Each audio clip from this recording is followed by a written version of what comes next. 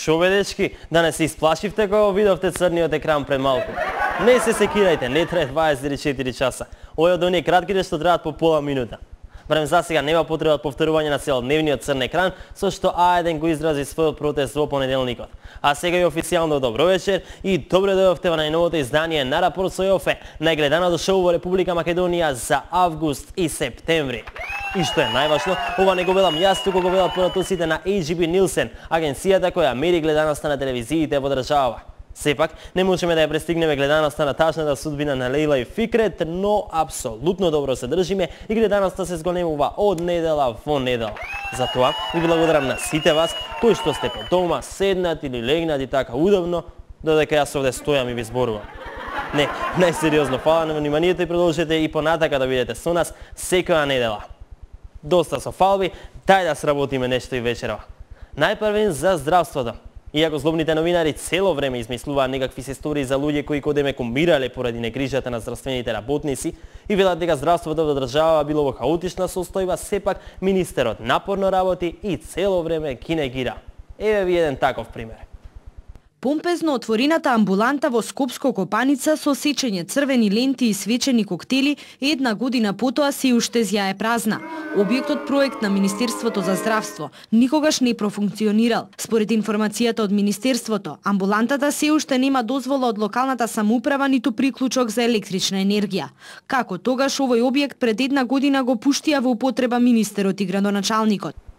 Како го пуштиле? Боже! Па како може да го пуштат? Со сечење црвена лента и свечен коктел. Јас стварно не ги разбирам ова новинариве. И самата на почетокот кажува дека го пуштиле со лента и коктел, а после прашува како го пуштиле. Страшно е. А и не знам зошто толку се брзаат жителиве на селово. Со години и години немале амбуланта, сега им изградија пуште и да работела, па доктори да имало. Што си замислувате вие бе? Во времето на Бранко да не имавте случајно амбуланта. Јас се кладам дека и да имало Бранко ќе би ја затворел. Не благодарни е не. А во Министерството само се грижа за здравјето на луѓето таму. Еве, замислете што ќе се случи ако веднаш по сечењето лентина вистина профункционираше амбулантава. Толку години без доктор во селово и одеднаш и доктори, медицински сестри, инјекции, па ќе се исплашеа луѓето бе. Ќе почнеа масовно шокови срцеви удари да добиваат. Стратегија е тоа бе луѓе, полека одат тие работи. Прво се гради и се сече лента на објектот, па им се остава време од година-две на луѓето да се адаптираат и навикнат на новиот објект, па после ќе си дојдат и докторите. Не може се наеднаш. Ама и да им кажеш на ова новинариве нема да разберат. Утре да им се јават и од друго село каде пресекле лента на амбулантата се уште не профункционирала, тие пак ќе направат ваков прилог. Ај објасни се, да те видам.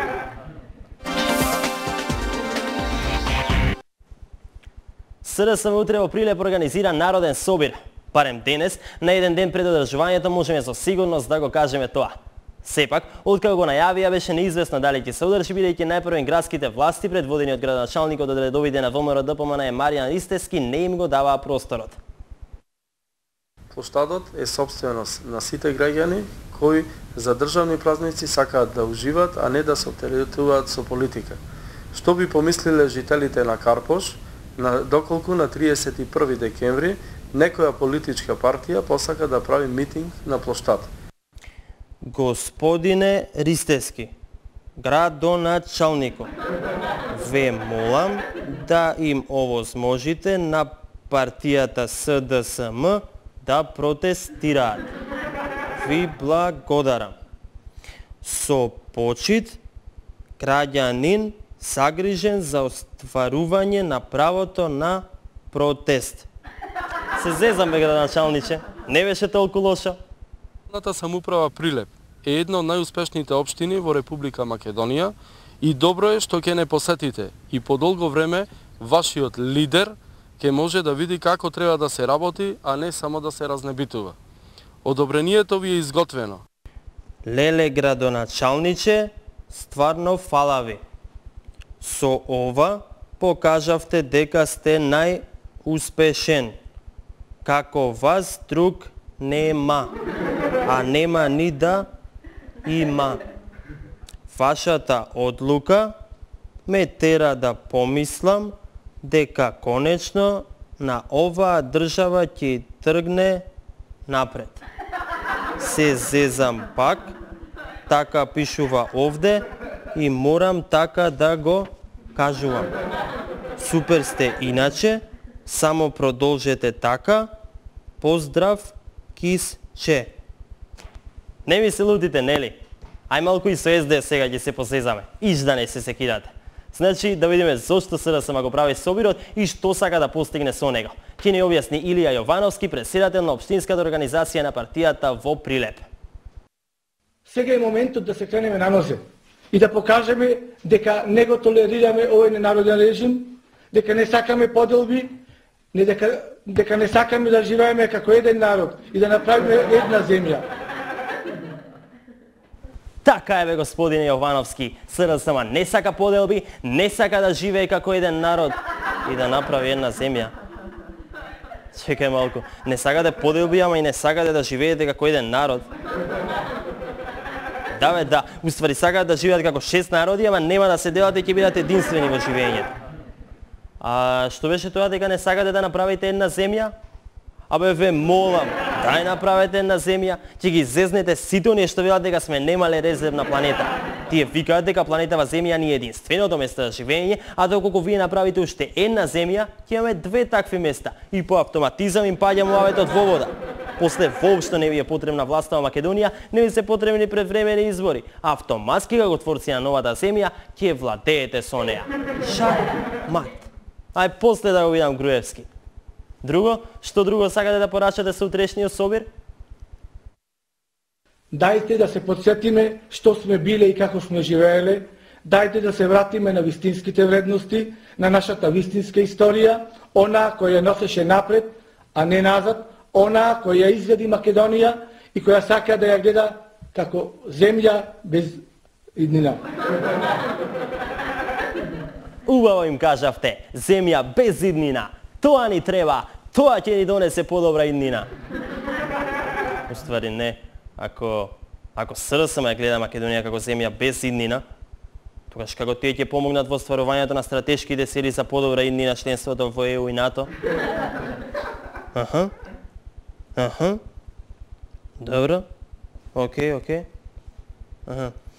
Почитувани гледачи, известуваат дека во говорот пишувало дека сакале да живеат како еден народ и да напредуваат како една земја и дека не сакале да ја гледаат Македонија како земја без иднина.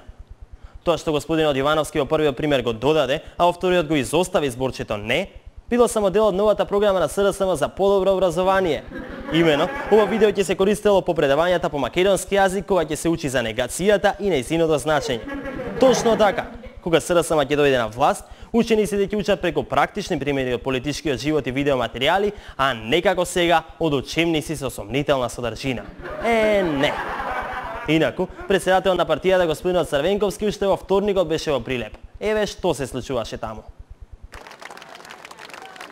Постои огромен интерес на граѓаните не само од Прилеп, туку и од цела Македонија за народниот собир кој СДСМ ќе го организира на 11 октомври во Прилеп. Ова го изјави лидерот на опозицијата Бранко Црвенковски, кој денеска беше во Прилеп по повод отворањето на новите простории на оваа партија. Чекајте. Сигурни сте дека ова беше Бранко? Да има шанси да беше Никола Груевски облечен во маска на Бранко? Ај проверете по снимките покрај сечење лента да не има некаде фрлање лопати. Нема? Сигурно?